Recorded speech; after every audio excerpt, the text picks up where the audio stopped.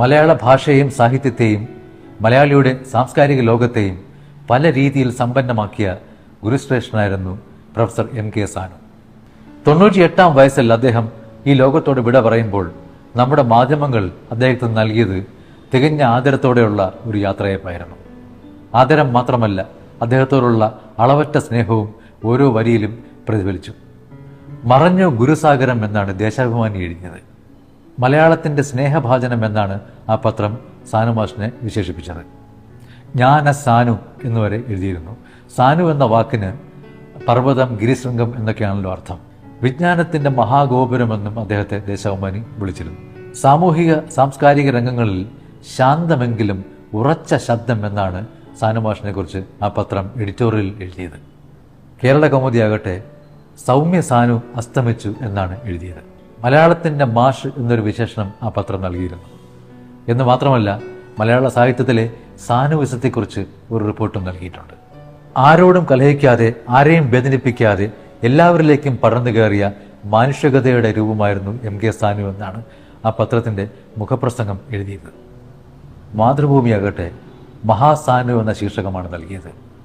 മുഖപ്രസംഗത്തിൽ അറിവിൻ്റെ മഹാസാനു എന്നായിരുന്നു ശീർഷകം.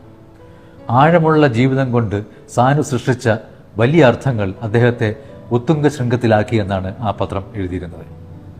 ദി ന്യൂ ഇന്ത്യൻ എക്സ്പ്രസ് അദ്ദേഹത്തെ വിശേഷിപ്പിച്ചത് teacher, critic and rich legacy of words എന്നാണ്.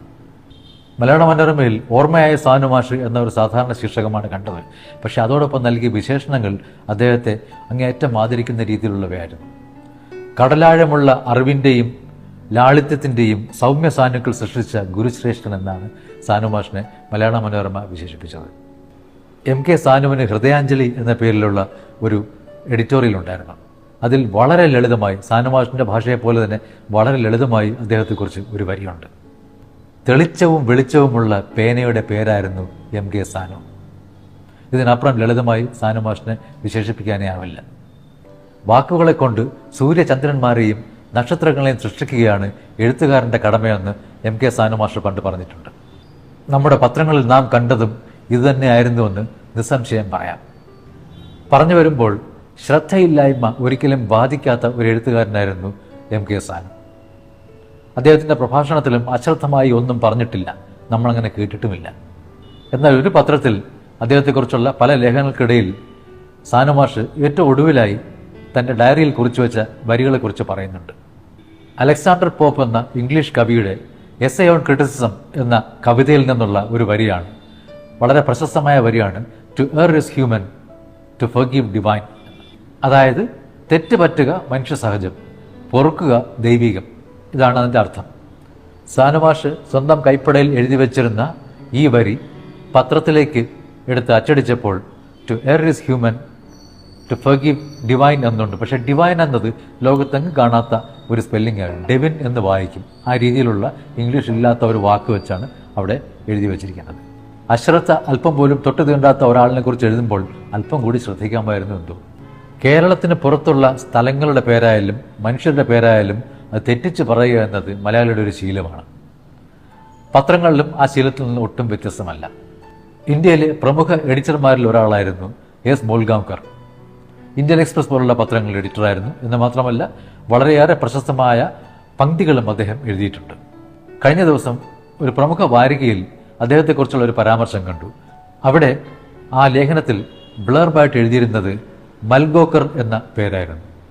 മൂൽഗാവ്കർ എന്ന് ഇംഗ്ലീഷിൽ എഴുതും, മൂൽഗാവ്കർ എന്ന് ഹിന്ദിയിൽ പറയും. ഇതാണ് ആ പേരിൻ്റെ ഒരു രീതി. പക്ഷെ മുൾഗോക്കർ എന്നൊക്കെ പറഞ്ഞ് പേടിപ്പിക്കുകയാണ് മലയാളത്തിൻ്റെ ഒരു രീതി.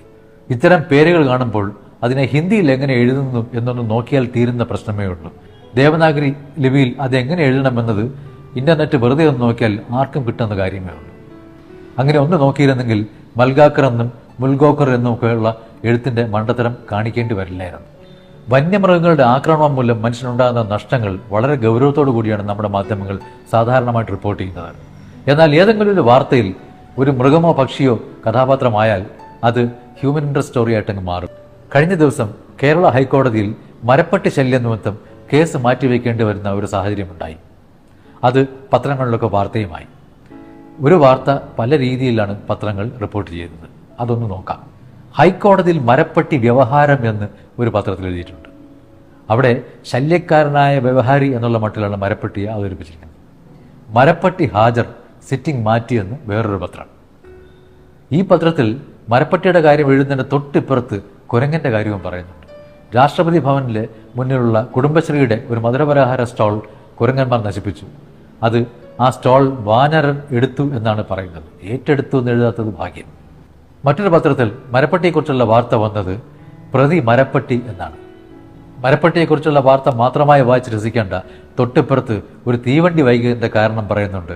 അതിന് കാരണക്കാരനായത് പാറ്റയാണെന്നാണ് വാർത്ത പറയുന്നത്.